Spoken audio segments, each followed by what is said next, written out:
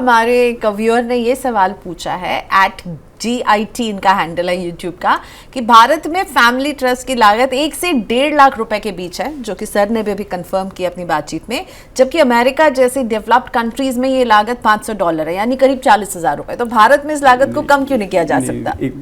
America में जो $500 की ये कीमत बता रहे हैं वो ऑनलाइन ट्रस्ट की है।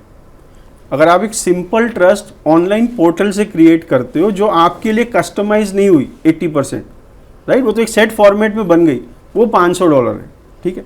दूसरी प्रॉब्लम इंडिया में क्या है, इंडिया में ट्रस्ट के कानून हमने 18वीं शताब्दी में अंग्रेजों ने बनाए, हमने उसके बाद उन्हें चेंज नहीं किया और बाकी एक्ट्स थोड़े थोड़े चेंज होते गए। तो इंडिया में जो लॉ है वो कॉम्प्लेक्स है, इसकी अवेलेबिलिटी कम है, राइट, इस वजह से इसकी कॉस्ट थोड़ी ज़्यादा है, राइट। और यूएस में आपको घर घर ट्रस्ट मिलेगी। मैं इसीलिए कहता हूँ हर इंडियन को एक ट्रस्ट बनानी चाहिए, क्योंकि इसके फ़ायदे इतने ज़्यादा हैं कि आपको वो कॉस्ट ज़्यादा नहीं लगनी चाहिए। और फायदे जानने के लिए आप हमारा जो पिछला वीडियो है जिसका लिंक आपको डिस्क्रिप्शन में मिलेगा वो ज़रूर देख लीजिएगा।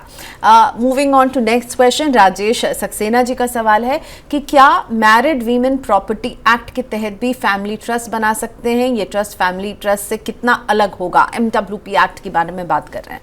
तो मैं सबसे पहले मैरिड वुमेन प्रॉपर्टी एक्ट के बारे में बताता हूँ, उसके बाद बताते हैं कि ये कितना ट्रस्ट बना सकते हैं।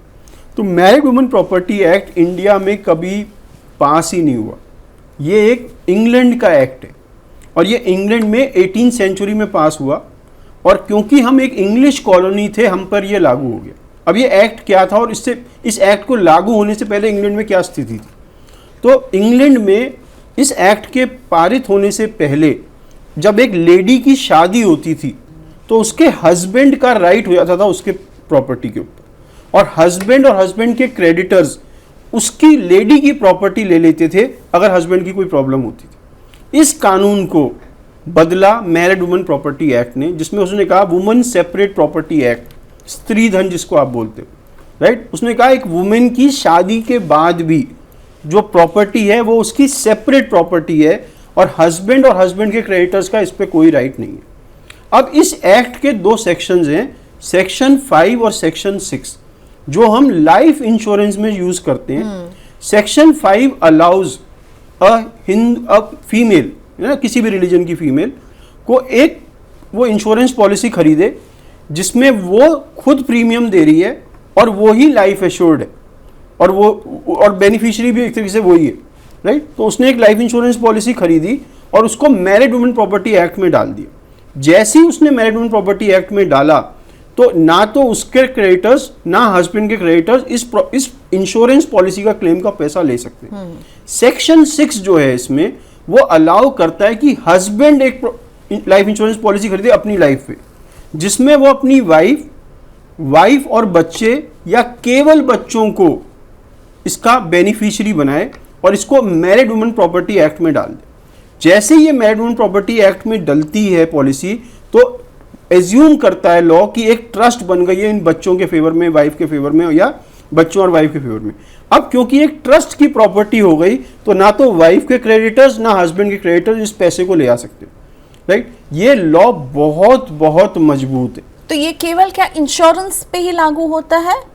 अब क्वेश्चन आपका ये था क्या मैरिड वुमेन प्रॉपर्टी एक्ट में प्राइवेट फैमिली ट्रस्ट बना सकते हैं? नहीं बना सकते, ओके, नहीं बना सकते। खाली इंश्योरेंस के केस में इंप्लाइड बनता है। पर क्या मैं जो सिक्योरिटी है मैरिड वुमेन प्रॉपर्टी एक्ट की वो एक प्राइवेट फैमिली ट्रस्ट में बाद में नॉन इंश्योरेंस वाले एसेट्स को दे सकता हूँ? जरूर दे सकता हूँ। मैं एक एसेट प्रोटेक्शन ट्रस्ट बनाऊंगा तो भी वही सिक्योरिटी मिल जाएगी जो MWP एक्ट की सिक्योरिटी। फाइन, चलिए अगला क्वेश्चन राम नारायण स्वामी जी का लेते हैं। अगर आपने प्राइवेट फैमिली ट्रस्ट बनवा रखा है और आगे चलकर कभी इमरजेंसी में प्रॉपर्टी बेचना चाहें तो बेच पाएंगे? कैसे बेच पाएंगे? अगर आपने ट्रस्ट डीड में अलाउ किया हुआ है प्रॉपर्टी सेल करना, जो जनरली हम अलाउ करते हैं क्योंकि फ्यूचर अनसर्टेन है, पता नहीं प्रॉपर्टी को कोई प्रॉब्लम हो जाए, कुछ हो जाए, तो आप प्रॉपर्टी बेच सकते हैं। पर बेचकर जो पैसा आएगा वो ट्रस्ट में आएगा, इंडिविजुअल में नहीं आएगा। और उसके बाद अगर आपने डिसबर्समेंट का राइट दिया हुआ है कि भाई ये जो पैसा है इतना इतना इसको दे देना, उसके साथ फिर डिसबर्स हो जाएगा। तो बेच जरूर सकते हैं, ट्रस्टीज साइन करेंगे बिहाफ पे जहाँ पे वो सेलर का वो नाम होगा और बायर बाय कर लेगा।